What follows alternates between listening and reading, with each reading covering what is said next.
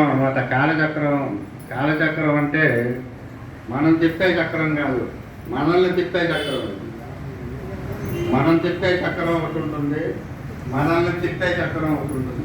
ఈ కాలచక్రం ఈ నక్షత్రాలు గ్రహాల ద్వారా ఏర్పడే ఈ కాలచక్రాన్ని ఈ ఇటువంటి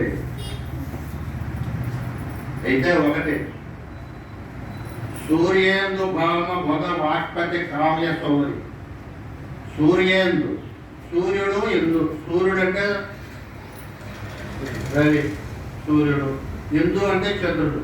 సూర్యేందు భౌమ బుధ వాక్పతి కావ్య సౌరి.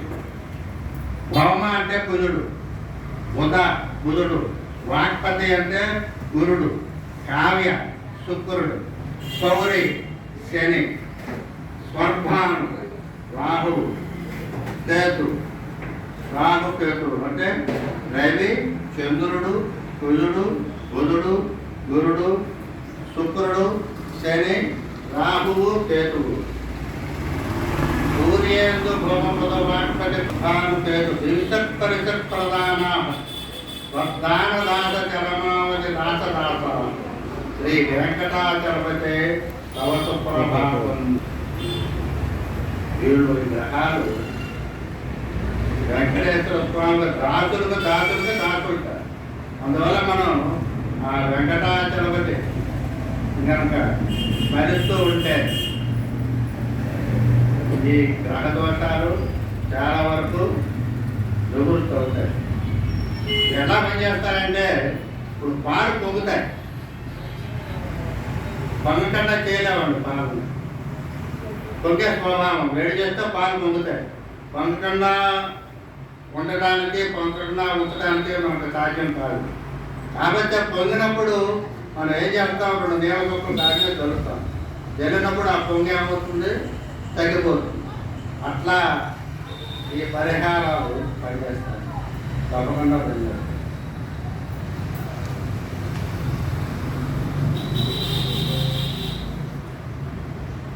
ఈ నిత్యము మనం చేసే ఈ పూజలు, వ్రతాలు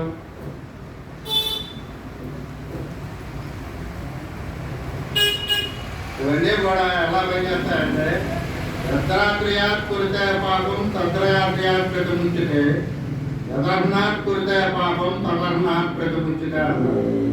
అంటే యదర్నాత్ కురితే పాపం తదర్నాత్ ప్రతిముంచితే. ఇవాళ పగలు ఉదయం మనం పూజ చేసాం. పూజ చేస్తే నిన్న రాత్రి వరకు మనం చేసిన తప్పులన్నీ నివృత్తి అవుతాయి. మళ్ళీ రాత్రి మనం పూజ చేస్తాం. యత్రాత్రయాత్ కురితే పాపం తత్రయాత్రయాత్ ప్రతిముంచితే. ఆ రాత్రి చేసిన పూజ చూస్తారు, సాయంకాలం ఉదయం నుంచి అప్పటి వరకు చేసిన అన్ని దోషాలు నివృత్తి అవుతాయి. అట్లా మనం చేసుకునే ఈ పరిహారాలు కానీ, పూజలు కానీ, పురస్కారాలు కానీ అవి తప్పకుండా మనకి పనిచేస్తాయి. అయితే మనం బ్యాంకులో డబ్బులు డిపాజిట్ చేసుకున్నట్టే అవసరం వచ్చినప్పుడు మనం డ్రా చేస్తాం చూస్తారు. అట్లా అది ఆ గ్రహ పరిహార దోషాలకి నివృత్తి కోసం మనం చేసే అన్ని పరిహారాలు కూడా బాగా పనిచేస్తాయి. తర్వాత మన విష్ణు సహస్రనామంలో ఒక శ్లోకం చివరిలో చెప్పుకుంటాము. ఫలశ్రుతుడు ఆత్తా విషున్నా శిథిలాచ వేత ఘోరేషు చ వ్యాధిషు వర్తమాన సంకీర్తనారాయణ శబ్దమాత్రం విముక్త దుఃఖాసుకునో భవంతి. ఆత్తా విషున్నా శిథిలాచ వేత ఘోరేషు చ వ్యాధిషు వర్తమాన. మనం బాధలతో ఉన్నప్పుడు, మిక్కిన దుఃఖాల్లో ఉన్నప్పుడు, బాధల్లో ఉన్నప్పుడు, కష్టాల్లో సమస్యల్లో ఉన్నప్పుడు సంకీర్త నారాయణ శబ్ద మాత్రం విముక్తితో భవంతి.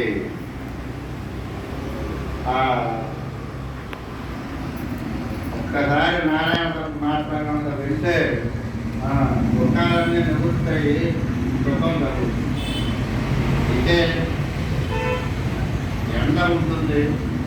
ఎండ ఉన్నప్పుడు మనం ఏం చేస్తాం, ఆ ఎండ తీవ్రతని తగ్గించుకోవడానికి ఒక గొడుగు వాడతాం. ఎండ లేకుండా మనం చేయలేము.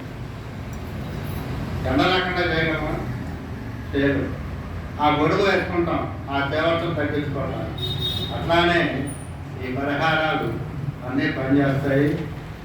ఈ సంవత్సరం సర్వే భవంతు సుఖినః, సర్వే సంతు నిరామయాః, సర్వే భద్రాణి పశ్యంతు, మా కచ్చిత్ దుఃఖ భాగ్ భవేత్. ఈ శ్రీ పరాభవ ఉగాది సందర్భంగా అందరూ సుఖంగా ఉండాలి, ఆరోగ్యంగా ఉండాలి. సర్వే భద్రాన్ని పశ్యంతు, అందరూ శుభాలనే చూడాలి. మా కచ్చిత్ దుఃఖ భాగ్ భవేత్, ఎవరూ కూడా బాధపడకూడదు. మనం ముందుగా చెప్పుకున్నాం, పరాభవ అంటే పరా అంటే అమ్మవారు పార్వతీదేవి, భవ అంటే శివుడు, పార్వతీ పరమేశ్వరుడు. వాగర్థవు సంపృక్తవు వాగర్థం ప్రతిపత్తి జగత్పితరో వందే పార్వతీ పరమేశ్వరు.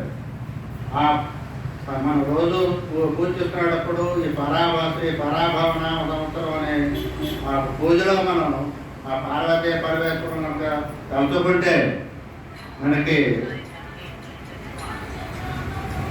అన్నీ కూడా నివృత్తి అవుతాయి, అన్ని సమస్యలు అనే ఇబ్బందులు అవుతాయి.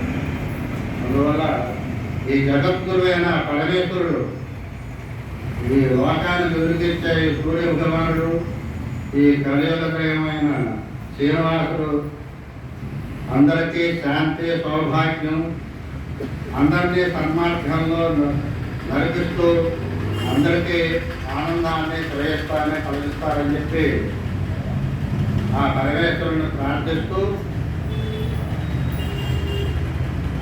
నాకు ఈరోజు ఈ పరాభవన సంవత్సరం సందర్భంగా మీకు అందరికీ శుభాకాంక్షలు తెలియజేస్తూ ఈ అవకాశం కలిగించి ఈ రుక్మిణీ సమేత పాండురంగ స్వామి ఆలయంలో ఈ కార్యక్రమం నిర్వహించే భాగ్యం నాకు కలిగించినందుకు మీకు అందరికీ కృతజ్ఞతలు దొరుకుతూ మీరు ఇప్పటి వరకు ఓపికతో విన్నందుకు అందరికీ కృతజ్ఞతలు, ధన్యవాదాలు, నమస్కారాలు. ఎదుర్కోవాలని ముగిస్తున్నాను. పరిస్థితి